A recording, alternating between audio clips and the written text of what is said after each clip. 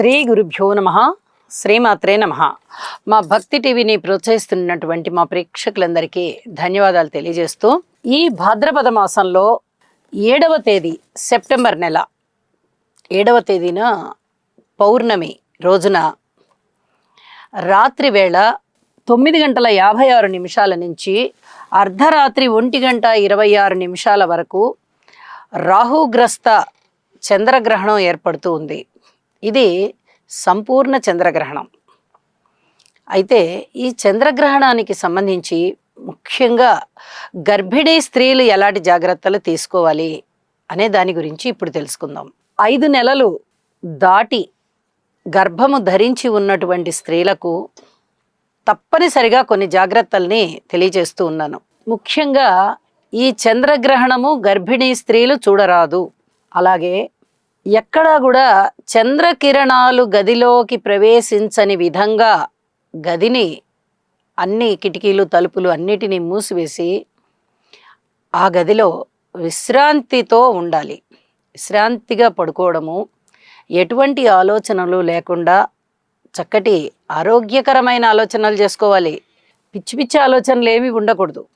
అలా లేకుండా మంచి ఆలోచనలు పెట్టుకొని గర్భిణీ స్త్రీలు ఉన్నట్లయితే గర్భస్థ శిశువుకి ఎటువంటి దోషము కూడా పడదు. ఇది చాలా చెప్పదగినటువంటి సూచన. గర్భిణికి ఇక 5 నెలలు నిండిన దగ్గర నుంచి ఆ గర్భస్థ శిశువుకి ప్రాణం ఏర్పడుతుంది, అవయవాలన్నీ ఏర్పడతాయి. కాబట్టి ఈ సమయం దగ్గర నుంచి ఇక ఈ చంద్రగ్రహణం యొక్క కాంతులు స్త్రీల గర్భము మీద ప్రసరించకూడదు. అలా ప్రసరించినట్లయితే మనము గ్రహణం మొర్రి అని చూస్తూ ఉంటాం కొంతమంది పిల్లల్లో. ఈ ముక్కు దగ్గర కానీ పెదాల దగ్గర కానీ కొంతమందికి చెవి దగ్గర కూడా ఏర్పడుతూ ఉంటుంది, చీలికలు ఏర్పడుతూ ఉంటాయి. అలాంటి చీలికలు ఏవి ఏర్పడకుండా ఉంటాయి ఈ చంద్రగ్రహణానికి సంబంధించిన జాగ్రత్తలు తీసుకోవడం వల్ల. ఇక జాగ్రత్తలు తీసుకోకపోయినట్లయితే గ్రహణం మొర్రి ఏర్పడుతుంది. కాబట్టి ఇది చెప్పదగినటువంటి సూచనగా తెలియజేస్తూ ఉన్నాను. అలాగే ఆహారాన్ని వీలైనంత త్వరగా తీసేసుకోవాలి.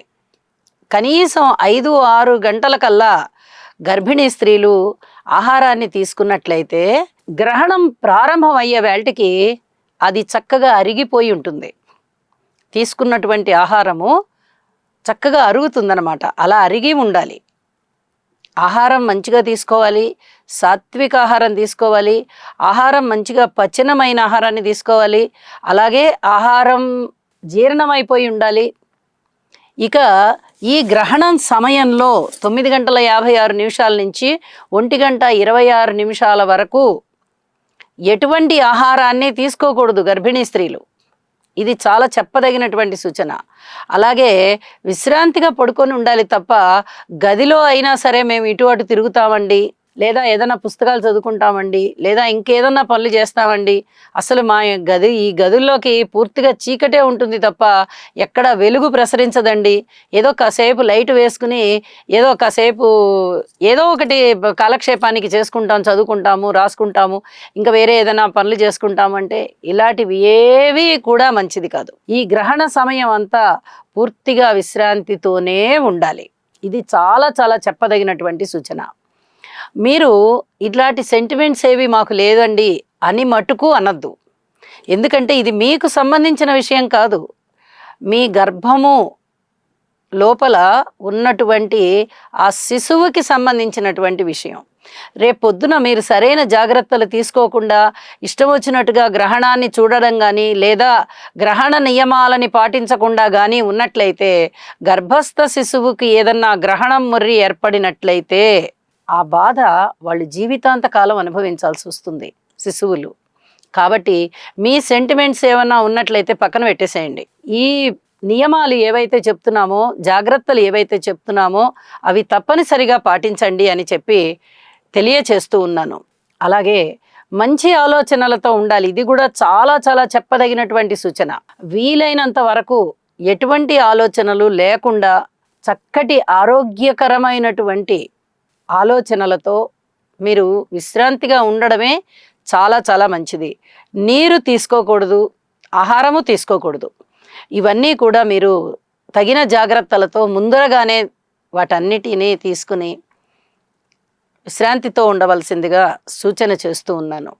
ఇక గ్రహణాన్ని చూడడానికి ప్రయత్నం చేయడం కానీ, లేదా మేము అర్జెంటుగా ప్రయాణంలో ఉన్నామండి, ప్రయాణంలో కూడా మాకు చాలా సెక్యూరిటీ ఉంది, పూర్తిగా అన్ని బందోబస్తు చేసేసి బస్సులు కానీ రైళ్లు కానీ మేము వెళ్తున్నాము, ఇలాంటివి కూడా మీరు సాహసం చేయవద్దు. ఏ కారణం వల్లనైనా ఆ సమయంలో మీరు విశ్రాంతిగా లేకుండా పొరపాట్లో అయినా గ్రహపాట్లో అయినా ఈ చంద్రగ్రహణాన్ని చూసినట్లయితే, చంద్రుడి యొక్క కాంతి కిరణాలు మీ గర్భం మీద సోకినట్లయితే గర్భస్థ శిశువుకి ఇబ్బందులు ఉంటాయి. కాబట్టి ఈ జాగ్రత్తలు తప్పనిసరిగా తీసుకోండి అని చెప్పి తెలియజేస్తూ ఉన్నాను. మరీ చెప్తున్నాను, గర్భిణీలు తప్పనిసరిగా ఈ జాగ్రత్తలు పాటించండి. శుభం.